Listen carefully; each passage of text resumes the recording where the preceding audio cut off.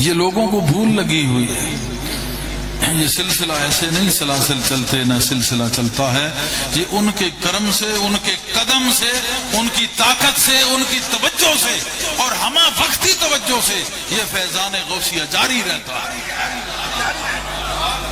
یہ ایسے نہیں کہ اٹھے اور سلسلہ بنا لے، وہ دو نمبری وہ سارے چیز جو ہے نا، جیسے عرف عام میں ہے، وہ پھر دیکھتے ہو ان کی ذلت و ضلالت کہ کیا پھر ان کے ساتھ ہوتا ہے۔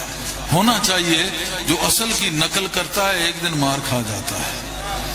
اصل کی نقل کا فیض ہے کہ چاند دن اس کی وہ دکانداری چلے گی، لیکن اصل ہوتا ہے نقل ہوتا ہے۔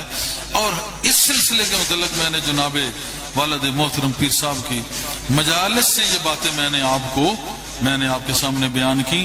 حضور جب بھی بیان کرتے تھے تو وہ کہتے تھے یہ قادریہ سلسلہ باقیوں کو سنبھال سکتا ہے، اس کا جو بھٹکا ہوا اس کو کوئی سنبھال نہیں سکتا، جو مرضی کر لے۔ اور میں نے دیکھا ہے، اپنے سامنے آنکھوں میں دیکھا ہے کہ پھر ان کا اثر ہوتا کیا ہے۔ اگر سچا آستانہ ہے، سچی جگہ ہے، تو پھر وہ غلطی کر کے بچ نہیں سکتا۔ تو اس سلسلے میں تم آئے ہو، بڑی خوش نصیبی ہے، غوث کا سلسلہ ہے یہ۔ پیچھے مولا علی امام حسن کا ہے، اور پھر مولا علی کا ہے، اور پھر سارا رسول اللہ کا ہے، وہاں تک سارے سلاسل جاتے ہیں۔ لیکن جو نسبت شیخ عبد القادر جیلانی نسبت غوث اعظم سے ہو کے جاتا ہے، میں سمجھتا ہوں بڑا نرالا ہو کے جاتا ہے، اس کی بات ہی کچھ اور ہے۔ پھر قادریہ قلندریہ میں جو رنگ گیا، پھر وہ تو ایک اور عجیب ترین بات ہو گئی، اس کی بات ہی الگ ہو گئی۔ نظر صاف، قدم صاف، ہاتھ صاف اور دل مست، قادریہ قلندری۔ قادریہ قلندریہ کی یہ تشریح مختصر میں نے بیان کر دی۔ صرف اور صرف عشق، اللہ کا عشق، نبی کا عشق، محمد و آل محمد کا عشق، پھر اپنے شیخ کا عشق، پھر ساروں کو جمع کیا تو عشق ایک رہ گیا، عشق۔ اور پھر اگر تیرا وجود رہا تو پھر عشق نہیں، اور اگر عشق ہے تو پھر تیرا وجود نہیں۔ تو نے لا الہ کہہ کے سب کچھ ختم کیا، عشق الا اللہ کی صورت میں سامنے آ گیا، الا اللہ کی شکل میں عشق سامنے آ گیا۔ یہ قادریہ قلندریہ کی لہر، یہ میں نے آپ کو بتایا۔ چاروں سلسلوں کا فیض ہے یہاں، لیکن غوث اعظم کا سلسلہ قادریہ اصل مین ہے، پھر آگے قادریہ مخدومیہ، پھر اس سے قادریہ مخدومیہ قلندریہ۔ تو میں نے آپ کو قلندریہ کی وضاحت آسانی سے بتا دی۔ کوئی سوال کرے کہ یہ کیا ہے تو بات اس کو کہہ دینا کہ یہ عشق ہے۔ عشق کیا ہوتا ہے؟ جب وجود کو زوال آ جائے اور روح کو کمال حاصل ہو جائے، وہ عشق ہوتا ہے۔ اس وقت سارے عشق مل جائیں تو ایک عشق جو کہلاتا ہے وہ قادریہ قلندریہ۔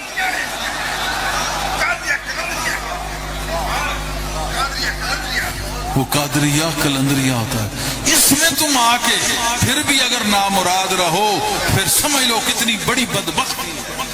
اس میں آ کے بھی اگر انسان نامراد رہے، سمجھ نہ سکے، غافل ہو، بد نیت ہو جائے، بد کردار ہو جائے، تو پھر سمجھ لے کہ کتنا بڑا وہ بدبخت ہے۔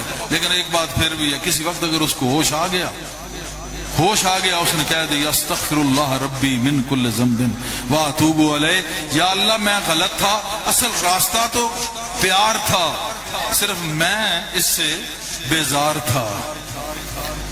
تو یقین ہے، مجھے یقین ہے کہ محمد والے محمد پھر پیار کرنے والے ہیں، عذاب دینے والے نہیں۔ وہ تو سب کو جمع کر کے اللہ کا ذکر کرا کے اس کے سامنے یہ سارے گواہ بنا کے اس سے یہ مانگ رہے ہیں کہ یا اللہ آج ہماری مغفرت کر، آج ہمیں تو رزق دے، سب کو عزت دے، نیک کاموں میں کامیابیاں دے، برائیوں سے بچا۔ جو اتنا خیر خواہ ہو سکتا ہے وہ ظالم نہیں۔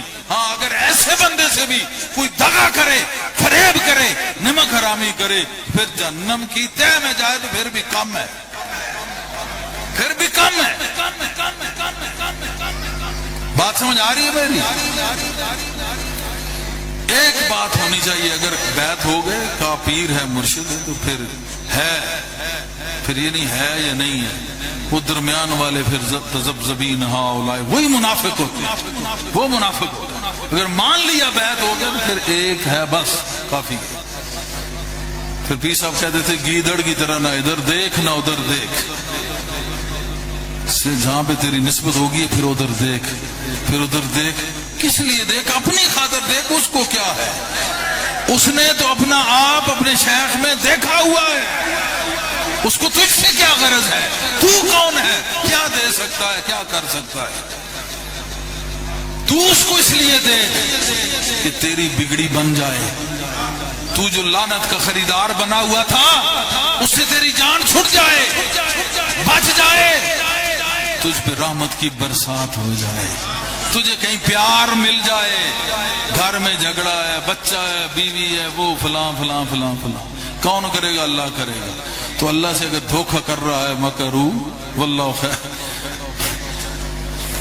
واللہ خیر الماکرین، تیرا اللہ جو ہے نا تیرے مکروں کو جاننے والا ہے۔ تو جو مکر کو جانے سمجھے وہ مکر پہلے بہتر اچھی طرح جانتا ہے، اللہ اس مکر سے پاک ہے۔ اس کا معنی یہ ہے کہ تو اللہ کو دھوکہ دے رہا ہے نادان، پھر اللہ تجھے پھٹکار مارے گا۔ تو دھوکہ اپنے آپ کو کر رہا ہے، مکر تو اپنے آپ سے کر رہا ہے۔ اللہ تیرے مکر سے واقف ہے، اللہ تیرے مکر سے واقف ہے۔ شیخ کامل ہو تو اس کی ایک ذرہ ذرہ کی مرید کی خبر ہوتی ہے، اگر پردہ رکھتا ہے تو یہ نبی کا حکم ہے، یہ اس کے مرشد نے اس کو سکھایا ہے، ورنہ ذرہ ذرہ تمہارے ضمیر میں، تمہارے مزاج میں وہ حل ہو جاتا ہے، تمہارے اندر، تمہارے قلب سے گزر جاتا ہے۔ یہ کوئی دکانداری نہیں کہ لکھ کے لگانا ہے کہ دلوں کا حال پوچھ لو، ہاتھ دکھا لو، یہ قسمت کا حال پوچھ لو، یہ ہوگا تو وہ ہوگا تو یہ ہوگا، یہ نہیں ہے۔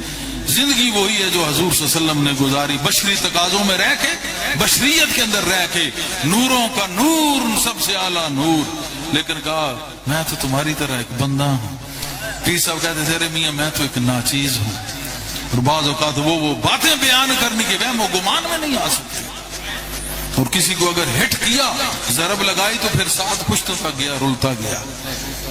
اعلان کہہ رہا ہوں، اور یہ بات تب کہہ رہا ہوں جب یہ ہو چکا ہے۔ بڑے بڑے ایسے لوگ آتے ہیں کہ جادو ہو گیا، گھر تباہ ہو گئے، اگر یقین اور نیت کے ساتھ آئے تو ایک ہفتے کے اندر اندر پورا جو ہے سلسلہ بدل جاتا ہے۔ کیسے ہوتا ہے؟ اللہ کرتا ہے۔ کیوں کرتا ہے؟ اس جگہ پہ آیا جہاں اللہ کا ذکر ہو رہا ہے۔ کون کر رہا ہے؟ جو ذاکر ہے۔ ذاکر تو یا اللہ اتنی دنیا مخلوقات ساری، فرشتے تھوڑے ذاکر ہیں؟ نہیں، یہ بندہ ہو کے اور اس کے بندے کا بندہ بن کے حضور صلی اللہ علیہ وسلم کی غلامی میں رہ کے ذکر کر رہا ہے۔ پھر ذاکر اتنا ہے کہ ذکر میں اتنا مشغول ہے کہ اب اس کی حالت یہ ہے کہ ذکر ہی رہ گیا ہے، ذاکر ختم ہو گیا ہے، پھر ذکر بھی ختم ہے، مذکور کا آئینہ بن کے سامنے بیٹھا ہے، جو آتا ہے مذکور سے حاصل کر رہا ہے، گویا فقیر سے نہیں اللہ سے حاصل کر کے جا رہا ہے۔